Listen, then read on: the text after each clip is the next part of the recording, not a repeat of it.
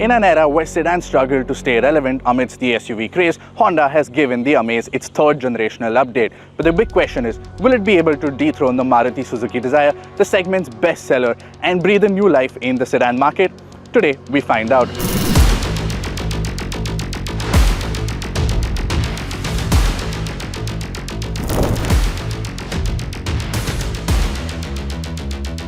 Let's start with the visual updates up front. It's completely new. You have a new LED headlamp with a biprojector with a new DRL signature that doubles up as your turn indicators. You also have this chrome trim that accentuates that aggressiveness like an eyebrow going into the front grille, which is clearly inspired by the Elevate. It's big, it's bold, it's in your face. And down below, the bumper has been tweaked with a new fog lamp housing that again looks quite aggressive. And overall, the front appearance looks a lot more broader, a bolder and a more mature face that gives it a very upmarket vibe.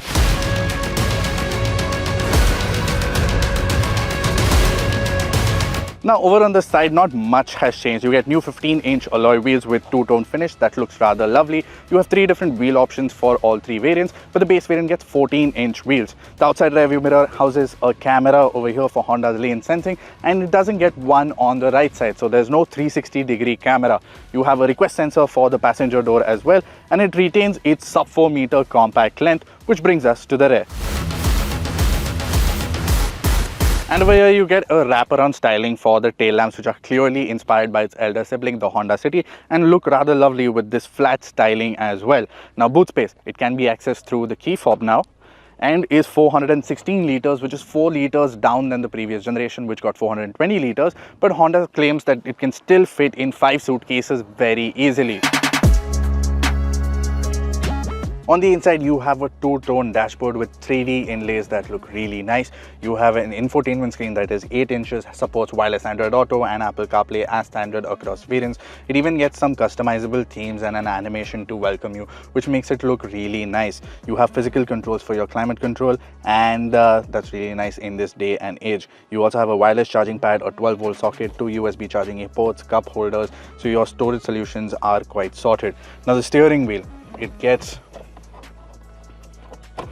tilt function, but there is no reach for it, so that's not the best, but it gets a digital and analog instrument cluster with a 7-inch TFT screen with color options to show your ADAS warnings and other aspects of the car. The steering wheel itself gets buttons for your multimedia as well as the ADAS, and a start-stop button over here. The AC has been updated, and Honda claims that the front cabin can be cooled by 5% faster. The seats, they're not ventilated as standard, but can be an optional accessory that you can purchase, which enables also a massaging function, which should be rather comfortable. Now in the back seats, the front driving seat is adjusted to my driving position. I'm 6 feet 2 inches tall, so knee room is this much. Under thigh support is not a lot, and if you are around 6 feet 2 inches, headroom is just about fitting you in. If you're taller than me, there's no chance you fit in. What you also get are new rear AC vents, which cool the cabin 45% faster, is what Honda claims. We'll be testing that. And you get an armrest in the center. You get 3-point seat belts for all 5 passengers, which is really nice, and you get headrest for all 3 in the back.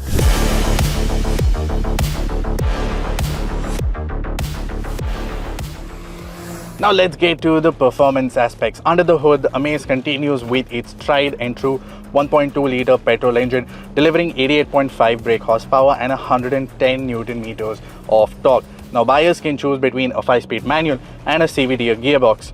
Fuel efficiency numbers are also respectable at 18.65 kilometers per litre for the manual and 19.46 kilometers for the CVT gearbox. Now we're starting our day with the CVT transmission, which is set to adjust depending on your driving style. So you have a sport mode as well as a drive mode, which is essentially the efficiency mode, and it has been tweaked according to Honda and will adapt to your driving style.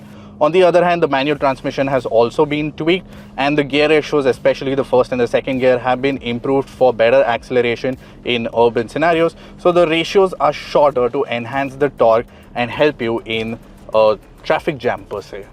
Now coming to the ride and handling. The slightly wider track and increased ground clearance have improved the car's stability as well as enhanced the road presence.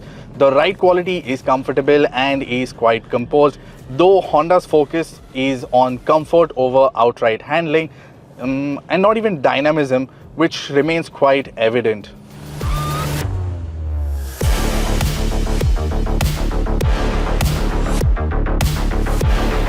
Now, enthusiasts might miss the sharpness of a more performance-oriented setup, but the smooth and predictable driving experience will suffice for most users in the urban jungle. In terms of the braking performance, you do get vehicle stability assist as well as hill start assist if you are on an incline, and it makes it more convenient to drive. Even the NVH levels have also been improved with the help of a new torque rod, engine undercover, and some premium soundproofing materials that Honda has placed in strategic locations. Honda has fine-tuned the suspension for better composure on uneven surfaces and even improved stability at higher speeds, because the Amaze feels planted and the electric power steering feel even offers light, predictable feedback, making it ideal for city commutes. Even the updated tire profile, the 185 section 60 on 15-inch alloy wheels, balances grip and ride comfort quite well. However, spirited drivers may find the steering response lacking of sharpness.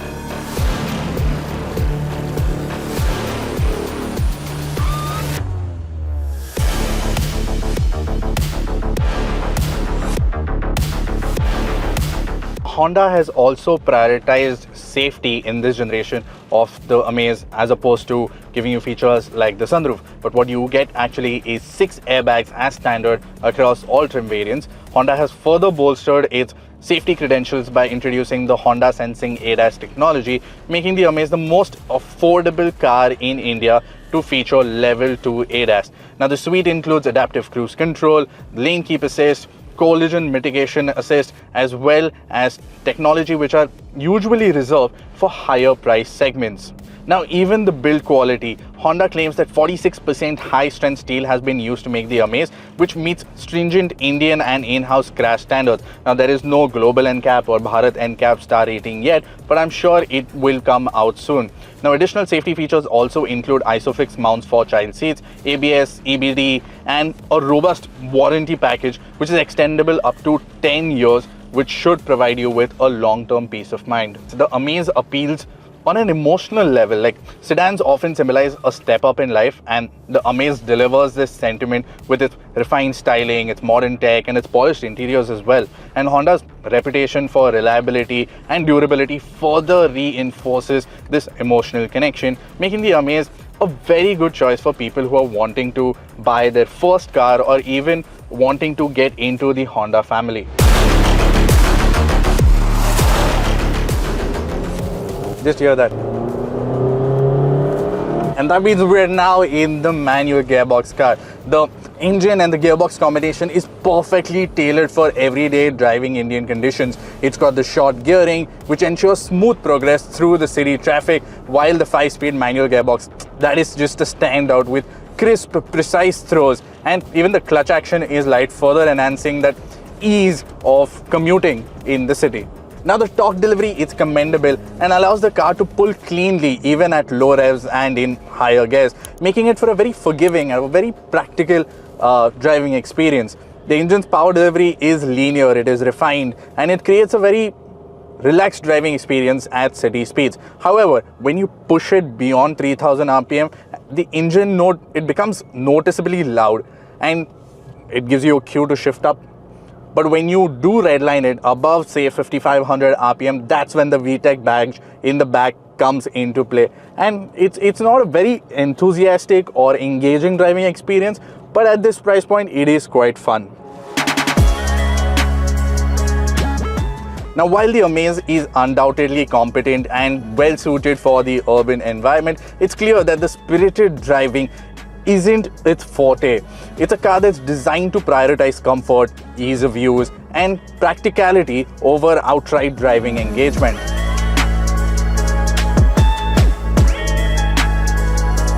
Now, to sum it up, the 2024 Honda Amaze is a strong contender in the compact sedan segment with its practicality, refinement, and safety, which is also backed by Honda's trusted engineering.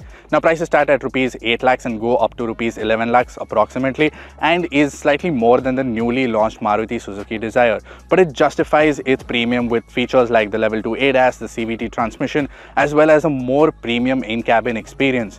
But is that enough for you to pick this over the new Maruti Suzuki Dzire? Let us us know in the comments below. And if you don't know which one to pick, comment saying comparison and we'll do a dedicated comparison test of the new Honda Amaze versus the new Maruti Suzuki Dzire.